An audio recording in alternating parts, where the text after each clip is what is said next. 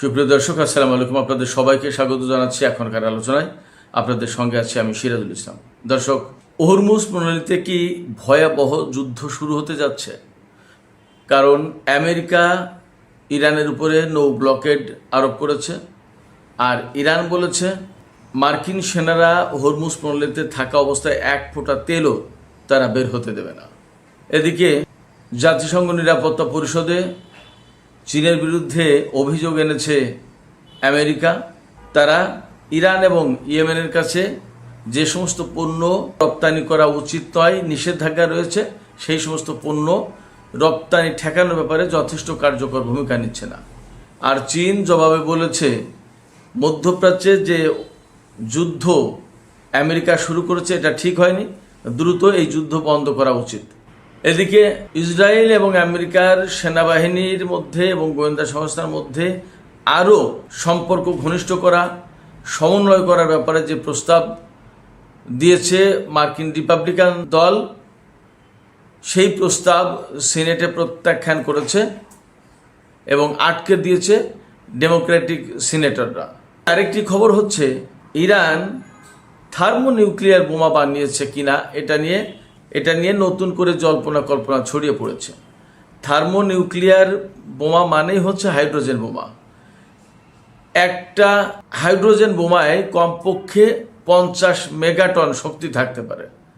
50 megaton মানে কয়েক হাজার পরমাণু বোমার সমান। আসলে বাস্তবতা কি ইরান এই হাইড্রোজেন বোমার অধিকারী হয়েছে কিনা? এপাশে মধ্যপ্রাচ্যে নতুন করে সৌদি আরব, ইয়েমেন যে সংঘাত শুরু হয়েছে, এই প্রেক্ষাপটে এখন পাকিস্তান কি মধ্যস্থতার ভূমিকা থেকে যুদ্ধে জড়িয়ে যাবে কিনা সেই প্রশ্ন বড় হয়ে দেখা দিয়েছে। সুপ্রিয় দর্শক, এই বিষয়গুলো নিয়েই আজকের ভিডিওতে আলোচনা করব। আশা করি আপনারা শেষ পর্যন্ত সঙ্গে থাকবেন। আর ভিডিও যদি ভালো লাগে তাহলে লাইক, কমেন্ট, শেয়ার করবেন এবং চ্যানেলটি সাবস্ক্রাইব করে সাথেই থাকবেন। দর্শক, চলুন বিস্তারিত আলোচনা করি। সর্বপ্রথম যে আলোচনা করতে চেয়েছি সেটি হচ্ছে যে হরমুজ প্রণালী। হরমুজ প্রণালীতে আমেরিকান টাইম মঙ্গলবার বিকেল অর্থাৎ গতকাল রাত থেকে হরমুজ প্রণালীতে নৌ অবরোধ আরোপ করেছে। এই নৌ অবরোধ আরোপ করার মানে হচ্ছে যে হরমুজ প্রণালী দিয়ে ইরানের কোনো তেলবাহী জাহাজ বা কোনো জাহাজ যেতে পারবে না। আমেরিকার সেনাবাহিনী ঠেকিয়ে দেবে, আটকে দেবে। আর ইরান জবাবে বলেছে যে হরমুজ প্রণালী দিয়ে ইরানের যদি কোনো জাহাজ চলাচল করতে না পারে তাহলে এই হরমুজ প্রণালীতে কারো জাহাজ চলবে না, এক ফোঁটা তেলও এই পথ দিয়ে বাইরে যেতে পারবে না।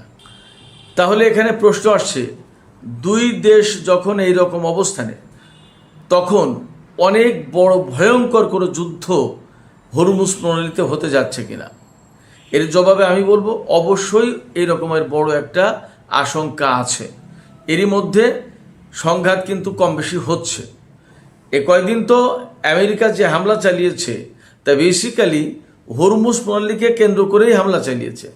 হামলাগুলো সব হয়েছে ইরানের দক্ষিণ উপকূলীয় অঞ্চল, এই এরিয়াতে বন্দর আব্বাস, বুশের, সিরিক দ্বীপ, কেশব দ্বীপ, কিশ দ্বীপ, হরমুজগান প্রদেশ, চবাহার, খুজেস্তান প্রদেশ, অর্থাৎ দক্ষিণ এলাকা যেটা, এই এলাকায় একটু ভিতরে কোথাও কোথাও ঢুকেছে, ইরানের মধ্য অঞ্চলে ঢুকে গেছে।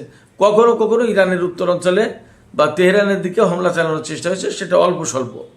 কিন্তু মূল ঘটনা যা ঘটেছে, আমেরিকার পক্ষ থেকে যুদ্ধ যা হামলা চালানো হয়েছে, সেগুলো হলো ইরানের দক্ষিণ অঞ্চলে।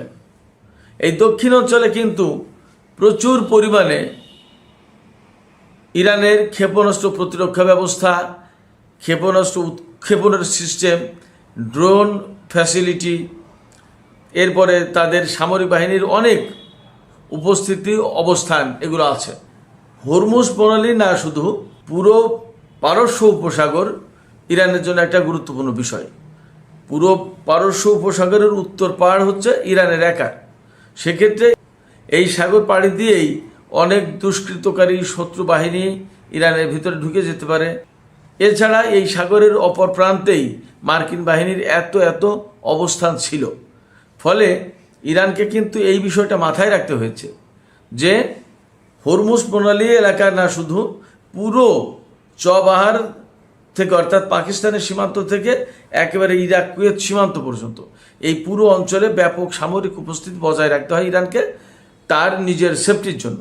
এই জায়গা থেকে অনেক সামরিক অবস্থান আলটিমেটলি দক্ষিণ অঞ্চল আছে, ইরানের দক্ষিণ অঞ্চলে আছে।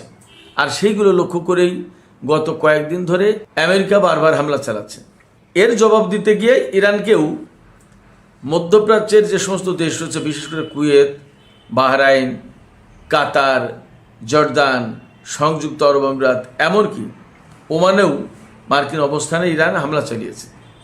এবং গত রাতে যে হামলা হয়েছে, গত রাতে প্রচুর হামলা করেছে আমেরিকা, ইরানও জবাব দিয়েছে।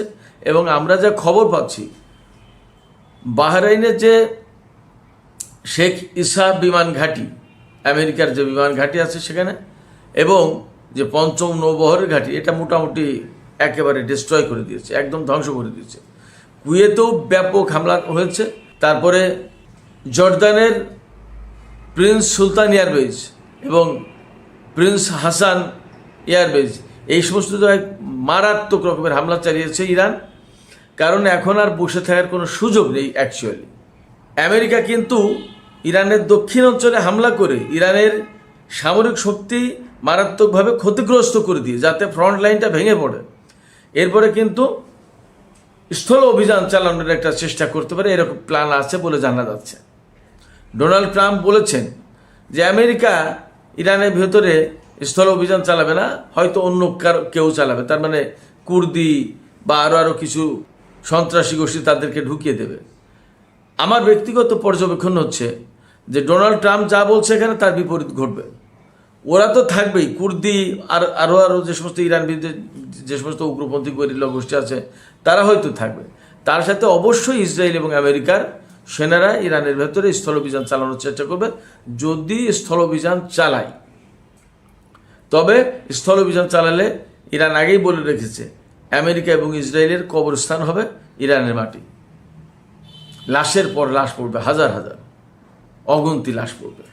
যাই হোক, তো হরমুজ প্রণালীকে কেন্দ্র করে অবরোধ পাল্টা অবরোধের যে সমস্ত ঘটনা ঘটছে, তাতে আসলেই অনেক বড় এবং ভয়ঙ্কর যুদ্ধ হওয়ার আশঙ্কা রয়েছে। যখন এই রকম প্রেক্ষাপট, তখন বিশেষ করে সামাজিক মাধ্যমগুলোতে খবর ছড়িয়ে পড়েছে যে ইরান নাকি 35টি হাইড্রোজেন বোমা বানিয়েছে। থার্মোনিউক্লিয়ার বোমা বলে এটাকে, বা হাইড্রোজেন বোমা। পরমাণু বোমার চেয়ে হাইড্রোজেন বোমা অনেক অনেক বেশি শক্তিশালী। তার কারণ হচ্ছে যে পরমাণু বোমা যেভাবে ফিউশন ঘটায়, বিস্ফোরণ ঘটায়, হাইড্রোজেন বোমা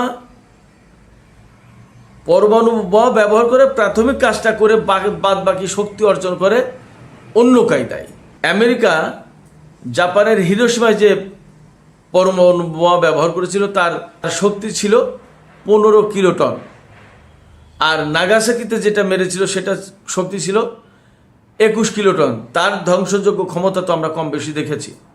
এখন আমেরিকা, রাশিয়া, এই সমস্ত দেশের হাতে যে সমস্ত ছোট ছোট পরমাণু বোমা আছে, তার